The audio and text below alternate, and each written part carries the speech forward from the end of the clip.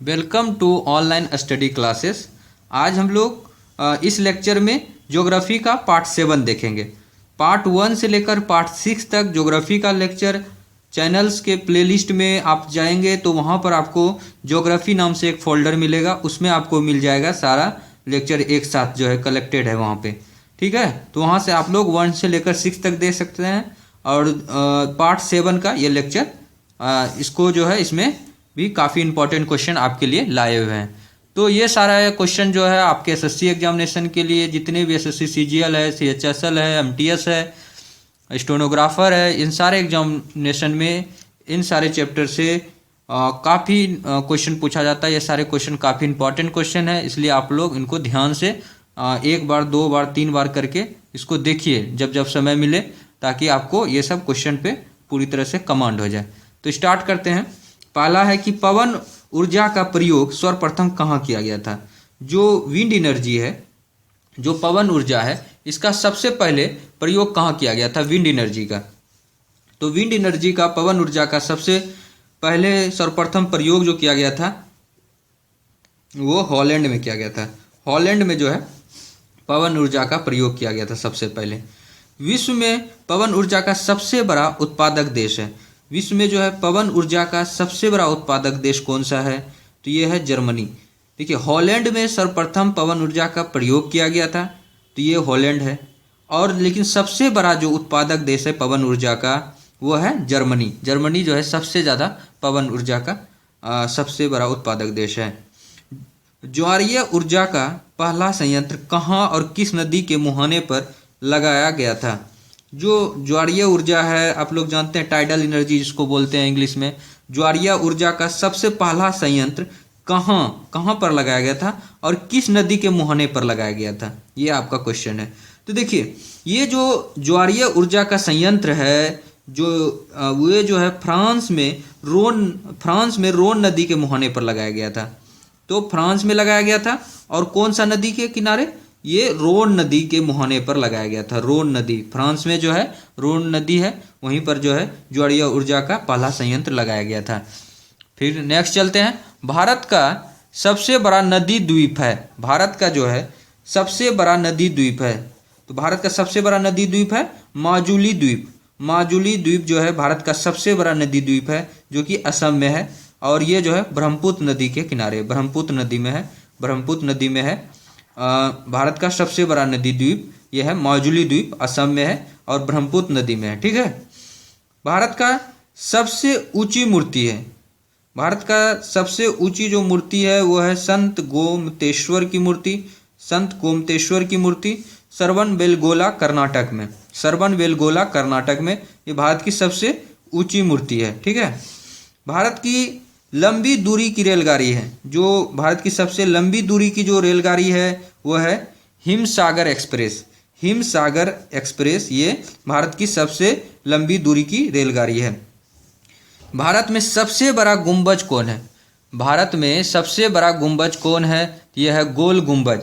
भारत में सबसे बड़ा गुंबज कौन है, यह है गोल गुंबज, जो कि बीजापुर कर्नाटक में है। तो भारत का सबसे बड़ा गुंबज है गोल गुंबज, बीजापुर में है, कर्नाटक। भारत की सबसे ऊंची मीनार है कुतुब मीनार। कुतुब मीनार दिल्ली में है, ये भारत की सबसे ऊंची मीनार है। फिर है सबसे बड़ा गुरुद्वारा कौन और कहाँ है। तो सबसे बड़ा जो गुरुद्वारा है वो है स्वर्ण मंदिर, अमृतसर, पंजाब में। तो सबसे बड़ा गुरुद्वारा है स्वर्ण मंदिर, अमृतसर, पंजाब में। सर्वाधिक ऊंचाई पर स्थित हवाई पत्तन कौन है। सर्वाधिक सबसे हाईएस्ट पर ऊंचाई पर स्थित जो है हवाई पत्तन कौन है, तो यह है लेह पत्तन, लद्दाख, कश्मीर में। तो सर्वाधिक ऊंचाई पर स्थित जो हवाई पत्तन है वो है लेह पत्तन, लद्दाख, कश्मीर में। तो इसको जो पढ़े अभी इसको रिवाइज पहले करते हैं। पवन ऊर्जा का सबसे पहला जो देश था जिसने सबसे पहले पवन ऊर्जा का सर्वप्रथम प्रयोग किया वो है हॉलैंड। हॉलैंड ने सबसे पहले किया। लेकिन पवन ऊर्जा का सबसे बड़ा उत्पादक देश जो अभी है विश्व में वो है जर्मनी। ज्वारीय ऊर्जा, टाइडल एनर्जी का सबसे पहला संयंत्र जो है फ्रांस में इस्टेब्लिश किया गया, फ्रांस में बैठाया गया, और वो जो है रोन नदी के मुहाने पर लगाया गया। भारत में सबसे बड़ा जो नदी द्वीप है वो माजुली द्वीप है। मौजली द्वीप जो है असम में ब्रह्मपुत्र नदी किनारे। और भारत का सबसे ऊंचा जो मूर्ति है वह है संत गोमतेश्वर की मूर्ति श्रवणबेलगोला कर्नाटक में। भारत की जो लंबी दूरी की रेलगाड़ी है वो हिमसागर एक्सप्रेस है। और भारत का सबसे बड़ा गुंबज गोल गुंबज है जो कि बीजापुर कर्नाटक में है। भारत की सबसे ऊंची मीनार है कुतुब मीनार। और सबसे बड़ा गुरुद्वारा जो है वह स्वर्ण मंदिर है अमृतसर पंजाब में। और सर्वाधिक ऊंचाई पर स्थित जो है हवाई पत्तन है लेह पत्तन लद्दाख कश्मीर में है। ठीक है। 11वां नंबर क्वेश्चन है कि सर्वाधिक मार्ग परिवर्तन करने वाली नदी, मतलब सबसे ज्यादा जो है मार्ग परिवर्तन करने वाली नदी कौन सी है? ये है कोसी नदी। कोसी नदी जो है सर्वाधिक मार्ग जो है परिवर्तन करने वाली नदी है।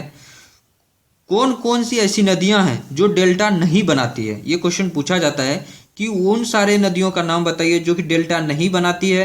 वो है नर्मदा और ताप्ती। ये दो नदी जो है नर्मदा और ताप्ती जो है डेल्टा नहीं बनाती है। फिर है दक्षिण भारत की गंगा किस नदी को कहा जाता है? तो दक्षिण भारत की गंगा जो है कावेरी नदी को कहा जाता है। तो दक्षिण भारत की गंगा जो है किसको कहा जाता है? कावेरी नदी को।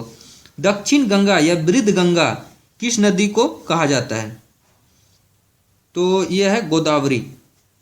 गोदावरी को दक्षिण गंगा या वृद्ध गंगा कहा जाता है। ठीक है, ये गोदावरी है। दक्षिण भारत की गंगा किस नदी को कहा जाता है? तो यह है कावेरी नदी।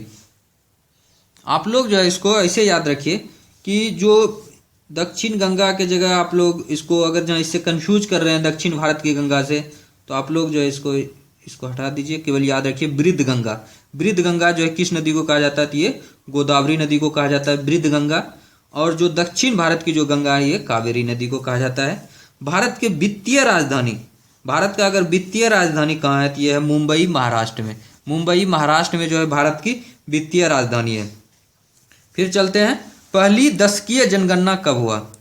तो पहली जो दशकीय जनगणना कब हुआ था? तो ये 1881 ईस्वी में। 1881 ईस्वी में पहली दशकीय जनगणना हुआ था। ठीक है, 10 सालों के बाद जो है जनगणना होता है।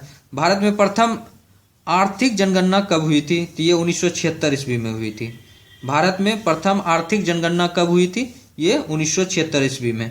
देखिए इसमें जो है जनगणना वाले में अगर 1881 दिया है फिर 82 भी दिया है तो आपको कंफ्यूज नहीं होना। हो सकता है कि 81 में स्टार्ट हुआ, 82 मतलब 81 में प्रपोजल रखा गया, 82 से जनगणना स्टार्ट हुआ, तो इसलिए आपको कंफ्यूजन, इतना क्लोज ऑप्शन नहीं देगा आपको कि 81 के बाद 82 दे दे। वो 81 देगा, 85 देगा, 90 देगा, 1890 देगा, तो इस तरह से करके आपको देगा। ठीक है, तो आपका अगर 81 है तो उसको भी मारिएगा। ठीक है, एक लेक्चर में हम 82 या शायद आपको बता दिए हैं, तो वो भी रहेगा तो आपको मारना है। ठीक है, दोनों इंटरनेट पर भी अवेलेबल है, कितना जगह 81 दिया है, कितना जगह 82 भी दिया है।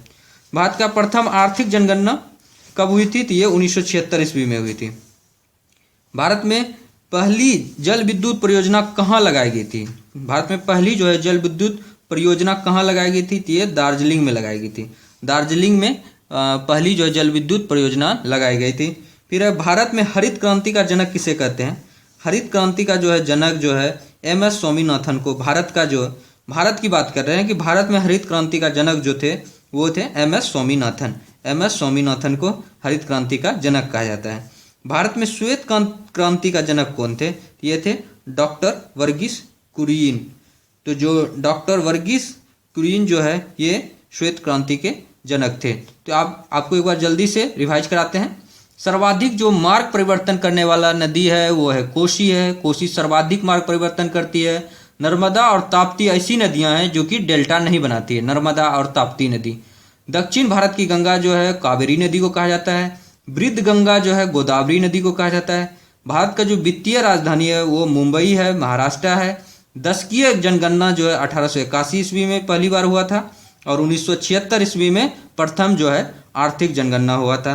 दार्जिलिंग जो है जल विद्युत परियोजना जो है सबसे पहला जो भारत में जल विद्युत परियोजना लगाया गया था वो दार्जिलिंग में लगाया गया था। और हरित क्रांति के जो जनक थे वो थे MS स्वामीनाथन। भारत में हरित क्रांति के जनक थे MS स्वामीनाथन और भारत में श्वेत क्रांति का जनक थे डॉक्टर वर्गीस कुरियन। डॉक्टर वर्गीस कुरियन जो है भारत में श्वेत क्रांति के जनक थे। ये सब क्वेश्चन आपको आता है। ठीक है, आगे चलते। फिर है 21 नंबर में, भारत में पहला हृदय जो है हार्ट का जो प्रत्यारोपण करता कौन थे? तो पहला जो हृदय का प्रत्यारोपण करता थे वो थे डॉक्टर वेणुगोपाल रेड्डी। डॉक्टर वेणुगोपाल रेड्डी जो है ये भारत में पहला हृदय प्रत्यारोपण करता थे। भारत का एक अरबवां शिशु या कन्या कौन थी? ये थी आस्था। आस्था जो है एक अरबवां शिशु थी या कन्या थी भारत का। भारत और चीन की प्रमुख अंतर्राष्ट्रीय सीमा कौन सी रेखा है? ये भारत और चीन का जो है प्रमुख अंतर्राष्ट्रीय सीमा कौन सी रेखा है? तो ये है मैकमोहन रेखा। इसको याद रखिएगा, एकदम वेरी वेरी इंपॉर्टेंट क्वेश्चन है कि भारत और जो चाइना का जो प्रमुख अंतर्राष्ट्रीय सीमा रेखा है वो है मैकमोहन रेखा। मैकमोहन रेखा, इसकी जो लंबाई है ये है 4224 किलोमीटर। 4224 किलोमीटर ये जो है भारत और चीन की प्रमुख अंतर्राष्ट्रीय सीमा रेखा है, मैकमोहन रेखा है।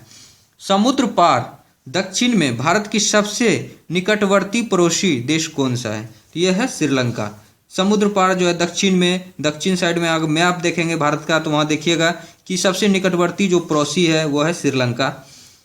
फिर है भारत की आकृति पूर्णतः त्रिभुजाकार न होकर कैसी है? तो जो भारत की जो आकृति है तो वो मैप जो आप देखते हैं भारत का वो पूर्णतः त्रिभुजाकार न होकर कैसी है? तो ये है चतुष्कोणीय। चतुष्कोणीय जो है मतलब चार कोण के जैसा है, चतुष्कोणीय टाइप का आकृति है, मैप है, नक्शा है। किस महान भूगोलवेत्ता ने भारत की आकृति को पतंग जैसा कहा है? तो ये स्ट्रेबो ने भारत का जो ये महान भूगोलवेत्ता है इन्होंने भारत की आकृति को पतंग जैसा कहा था। ठीक है, तो आप देखते हैं कि हिमालय की प्रमुख चोटी जो है अवरोही क्रम में, मतलब सबसे पहले जो ऊंची चोटी है उसका बोलेंगे और फिर लास्ट में जो है सबसे जो कम ऊंचाई वाली चोटी है। तो ये हिमालय की जो है प्रमुख चोटियों का बोलेंगे। एवरेस्ट जो है सबसे ऊंची चोटी है, ये विश्व में सबसे ऊंची चोटी है और इसकी लंबाई जो है 8848 मीटर है एवरेस्ट। दूसरा है कंचनजंगा। कंचनजंगा जो है 8598 मीटर है, ये भारत की सबसे ऊंची चोटी कहा जाता है कंचनजंगा को। फिर है मकालू जो है 8485 मीटर मकालू। फिर है धौलागिरी, अन्नापूर्णा और फिर है गोसाइन थान, फिर है नंदा देवी, बद्रीनाथ, केदारनाथ, त्रिभुल, गंगोत्री, यमुनोत्री। देखिए इसमें क्वेश्चन कैसे आएगा, इसमें आपको जो क्वेश्चन आएगा वो आपको अवरोही क्रम में सजाने के लिए दे देगा, चार्ट दे देगा ना, उसमें पूछेगा कि आपको जो है इसको जो ऊंचाई के हिसाब से इसको सजाइए। तो आप इसलिए आपको एक जो है सीक्वेंस ही याद रखना है। एवरेस्ट, कंचनजंगा, मकालू, धौलागिरी, अन्नापूर्णा, गोसाइन थान, नंदा देवी, बद्रीनाथ, केदारनाथ, त्रिभुल, गंगोत्री, यमुनोत्री। ठीक है, तो इसलिए इस तरह से आपको ये नंदा देवी जो है उत्तर भारत में सर्वोच्च है, मतलब सबसे सर्वोच्च चोटी जो है उत्तर भारत में बात करें तो ये नंदा देवी है, लेकिन भारत का सबसे ऊंचा चोटी जो है कंचनजंगा है। और एवरेस्ट जानते हैं आप लोग नेपाल में है, ये 8848 मीटर विश्व की सबसे ऊंची चोटी है।